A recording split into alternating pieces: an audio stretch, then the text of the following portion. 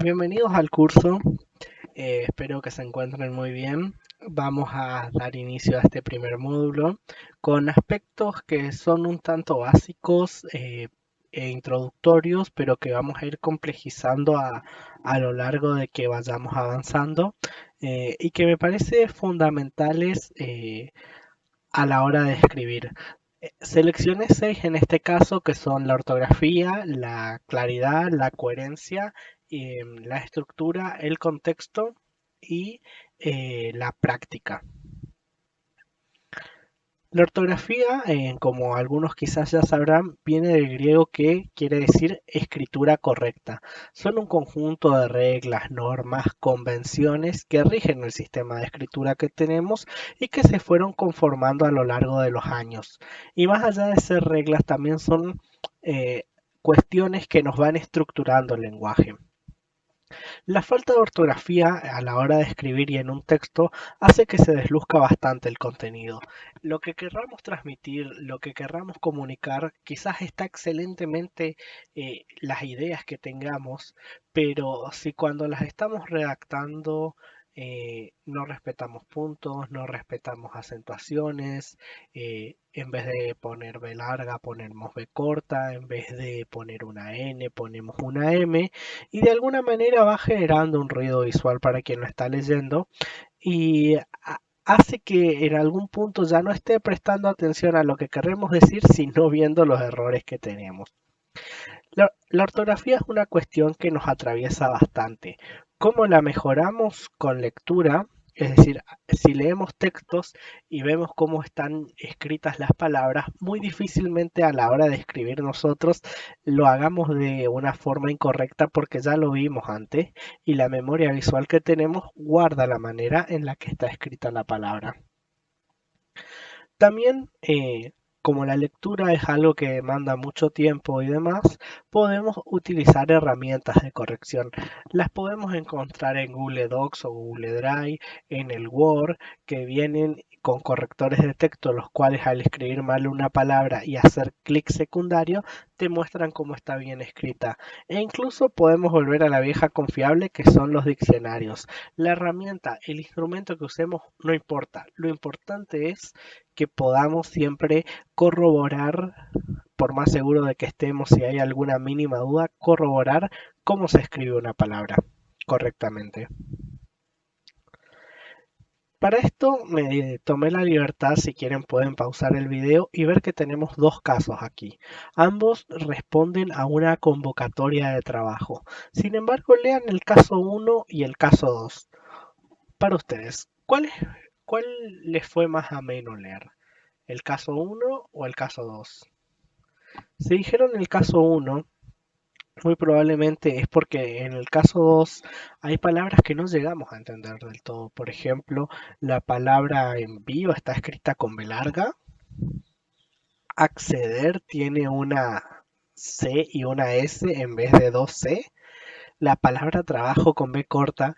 Y de alguna manera eso hace que ya no estemos pensando tanto en el contenido del comunicado, sino en los errores que se va teniendo. Por eso, la cuestión de la ortografía es algo que igual vamos a abordarlo más adelante, pero que es una cuestión que no la podemos perder de vista a la hora de escribir.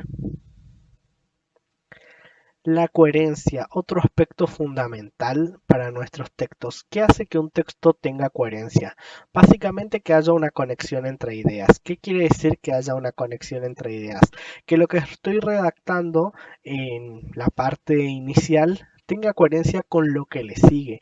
Por ejemplo, si estoy hablando de mi forma de trabajo, que soy alguien proactivo, que trabajo bien en grupo, que tomo la iniciativa, que soy responsable, no puedo saltar directamente a otro tema como por ejemplo mis gustos e intereses, porque no va teniendo una coincidencia con lo que estuve narrando anteriormente.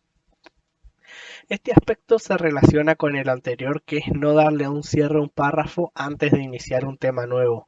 Por ejemplo, si yo estaba redactando mi manera de trabajar, digo, bueno, esta es mi manera de trabajar, ahora me gustaría pasar a, otro, a otra cuestión y ahí redactar. Es decir, de alguna manera, si voy a hacer ese salto, tiene que haber o una conexión entre las ideas o tengo que cerrar la idea de un párrafo para saltar a una idea nueva. Que el texto tenga una estructura. La estructura es un punto que lo vamos a ver después propiamente, particularmente, que la mayoría de los textos tienen la estructura de inicio, desarrollo, cierre, independientemente del texto que estemos escribiendo, y que uno no puede, por ejemplo, comenzar un texto con la idea del desarrollo sin antes dar un pantallazo de qué implica de lo que vamos a hablar. Por eso, la estructura es un aspecto fundamental y que lo vamos a abordar propiamente, así como la claridad. La claridad en la redacción, que sea directa, que sea comprensible, que el lector pueda entenderla, es algo que también nos va a aportar mucha coherencia. Evitar ideas vagas. Cuando escribimos no estamos haciendo una catarsis, no es una sesión de psicoanálisis, es un comunicado, es una nota, es un protocolo, es un informe, es un proyecto, pero no es un espacio, un diario íntimo donde podamos escribir ideas sueltas, sino todo lo contrario. Tenemos que escribir ideas, como dije, conectadas, entrelazadas, encadenadas, con inicio y cierre. Eh, por eso, siempre evitar ideas vagas o redundantes y lo otro, conservar un tono y estilo uniforme. ¿Qué quiero decir con conservar un estilo y un tono uniforme? Imaginemos por un momento esta situación. Estamos escribiendo una nota para solicitar un salón y decimos muy buenas tardes a la autoridad destinada, me dirijo a usted con el fin de pedirle de que por favor tenga en consideración que para el siguiente evento vamos a requerir de tal salón. Che, por favor, aprobalo, no seas así, dale. De alguna manera, obviamente lo hice con mucho énfasis, pero eh, el estilo, el tono, lo perdimos. Estábamos de una redacción completamente formal y pasamos a una redacción mucho más casual, incluso hasta que la tendríamos en otro lugar, menos en un ámbito de trabajo. Por ende, siempre evitemos estos saltos de estilo y tono, porque incluso quien nos lee pensará, la primera parte la escribió una persona y la segunda parte la hizo alguien totalmente distinto. Avancemos un poco con la siguiente característica. La estructura, que un poco ya vinimos hablando. La mayoría de los textos tiene la de inicio, desarrollo y cierre. En el inicio ahí se presenta el tema, se da un pantallazo de lo que va a ser el contenido, eh, e incluso también en esta parte es donde tenemos que de alguna manera atraer a nuestro lector, decirle de por qué es importante que lea esto que estamos escribiendo. Pero eso lo hacemos muy brevemente en el inicio. En el desarrollo es ahí donde organizamos los párrafos, exponemos ideas principales, lo ampliamos con ideas secundarias, expandimos con ejemplos, definiciones y demás. Y es el corazón y el núcleo de nuestro texto. Nuestro desarrollo va a ser la parte más amplia porque es justamente donde vamos a explicitar, vamos a definir, vamos a comentar el contenido. Que puede ser eh, un informe, puede ser un proyecto, pero el desarrollo es la parte que justamente nos va a llevar más trabajo, no solo por su extensión, sino por la complejidad de la misma. La parte del cierre es donde, bueno, realizamos una pequeña reflexión que puede estar o no, pero lo principal se resume los puntos claves del desarrollo y de alguna manera se reafirma y refuerza los mismos. Es decir, si en el desarrollo decimos y solicitamos el presupuesto en más herramientas porque venimos haciendo un trabajo muy eficiente, pero nuestros materiales de trabajo se están desgastando, en el cierre o la conclusión podríamos decir, y nuevamente reafirmamos nuestra postura de que necesitamos un mayor presupuesto si queremos que la productividad se mantenga o algo así. Eh, Esta es la estructura, es una estructura simple, pero que incluso ahondando dentro de cada una de sus partes tiene su complejidad. eh, y que es fundamental que la entendamos, que la comprendamos. Un ejercicio que pueden hacer es tomen un texto breve, corto, pero un texto cualquiera y traten de identificar, bueno, acá está el inicio, acá está el desarrollo y aquí está el cierre del mismo. La claridad, que también ya lo repasamos un poco con la coherencia, eh, es algo que lo quiero ilustrar a través de ejemplos. La claridad se compone de algunos componentes, valga la redundancia, los cuales hacen que pueda ser efectiva la misma. Lo primero y principal, una estructura lógica. Por ejemplo, tomemos este enunciado. No hay un buen clima laboral, eso baja el rendimiento porque se discute en grupo de pares, cuesta socializar. Medio raro, ¿no? Ahora si yo digo, cuesta socializar en grupo de pares, eso genera que no haya un buen clima laboral, por ende está bajando el rendimiento. Ahí es distinto, ¿no? Vieron que hay una cadena de eventos con los cuales yo inicio y le doy un cierre. La estructura siempre me va a otorgar una claridad. Párrafos bien definidos. Por ejemplo, tomemos este enunciado. La educación es importante. Además el deporte también. Los jóvenes necesitan ambos. Ahora, no es lo mismo que yo diga, la educación es fundamental para el desarrollo personal, el deporte promueve la salud y el trabajo en equipo, los jóvenes se benefician de ambas áreas. Ahí es como que mis párrafos no solamente están mejor organizados, sino que tienen argumentos, tienen razones y están más sedimentados en los que se creen. Eh, Tener párrafos bien definidos siempre nos ayuda bastante. Más ejemplos de los componentes que tiene la claridad. Evitar la redundancia. Por ejemplo, esto es menos claro. Si yo digo, el proyecto es importante, tiene mucha relevancia del ámbito de lo crucial y lo esencial para el futuro, para más adelante, de acá a un tiempo, nos servirá. Estamos ahondando y patinando entre un montón de frases. Resumimos en decir que el proyecto es esencial y de gran utilidad para el futuro. Muchas veces menos es más y este es un caso. Evitemos frases que no contribuyen a nada importante en nuestros textos. Lo otro que me parece fundamental y que lo veremos más a fondo en futuros módulos es el uso de conectores. Por ejemplo, estudié mucho, no obtuve la calificación que quería. Estudié mucho, sin embargo, no utilicé la calificación que quería. El sin embargo, que parece que está de adorno, pero no está de adorno, porque de alguna manera es un conector de causa y nos dice, porque yo no estudié mucho, obtuve esta calificación. Hay conectores de causa, conectores para dar inicio, cierre, enumeración, eso lo veremos más a futuro. Pero ¿qué es lo que quiero destacar acá? Que tenemos que establecer una vinculación en lo que estamos escribiendo para que nuestro texto pueda tener claridad.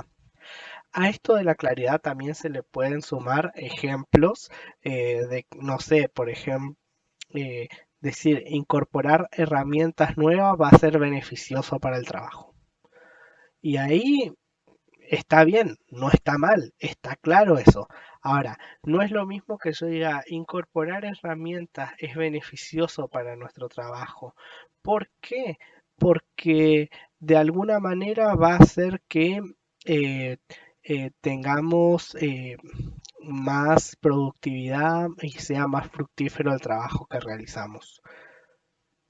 Eh, En ese sentido, la claridad es algo que tiene que estar siempre bastante presente en nuestros textos.